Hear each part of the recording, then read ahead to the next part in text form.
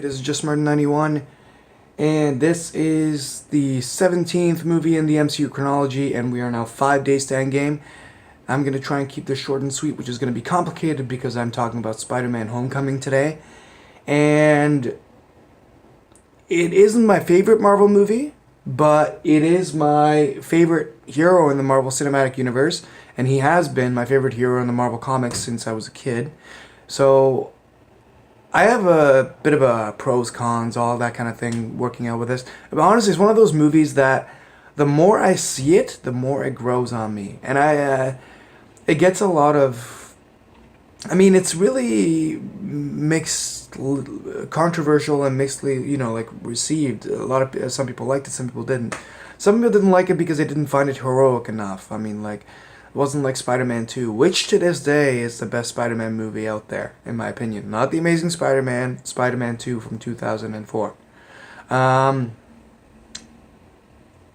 How they did this character on the big screen now for this is like the third go in the recent cinematic histories, and yeah, for this movie specifically, I think I addressed this before down the line in the reviews. I like this movie a lot from the MCU for one specific reason. Well, no, multiple specific reasons, but there's one thing that really stood out that Marvel does not have a good track record with. They had a really good villain in Michael Keaton's Vulture. He was really a relatable character, I guess. It's like he wasn't superhuman, and he wasn't like the kind of guy who just wanted to destroy the world because he wanted to destroy the world, and he didn't want to, have like this ultimate power. He had a family behind him, and he had a mission to his own regard. He had to take care of people. He was like there was something that made him stand for what he was doing, however corrupt it was, however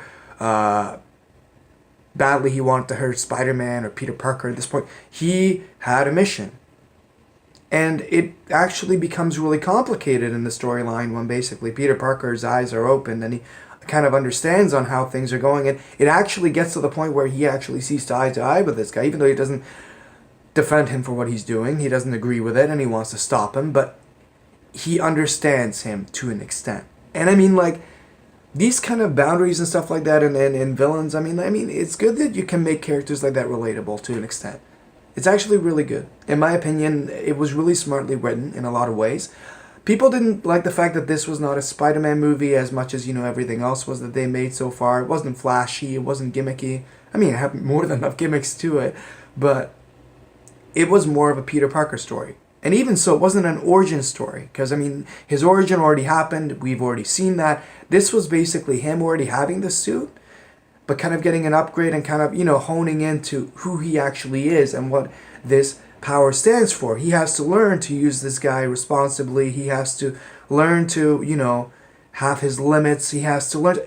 It's a really coming of age story, I guess. And that's what they're doing with the Spider-Man movies right now, I believe. For Far From Home, that's what it's setting up to be. It's a new chapter in this coming of age story for Peter Parker. And I like how it is. I like how it looks. Maybe I would have appreciated it more when I was in high school.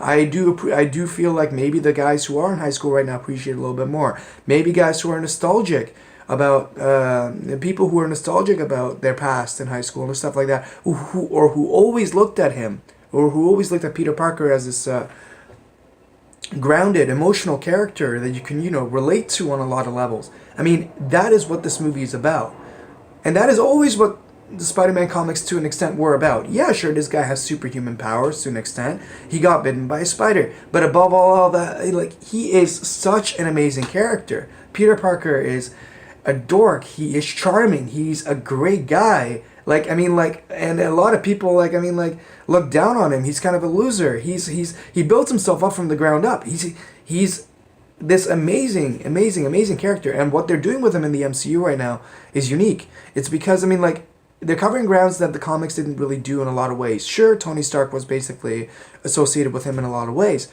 but how they're doing it is different, and I'm really interested in what angle they're going to be taking it in. So yeah, no, I'm really looking forward to it. And the more I see this movie, the more I love it. I'm not going to lie. So whoever has what opinion about it, I'm really interested in what people think about it, and it's getting a lot of mixed reviews. But at the end of the day, Yeah, it's one of my personal favorites. It's in my top 10. It's not on the top 5 maybe, but it's in my top 10. Yeah, there's multiple reasons why today was the day that I covered this movie. It is actually one of the closest things to me that actually is a personal favorite. And I'll talk to you guys later. Have a good one, guys. Bye.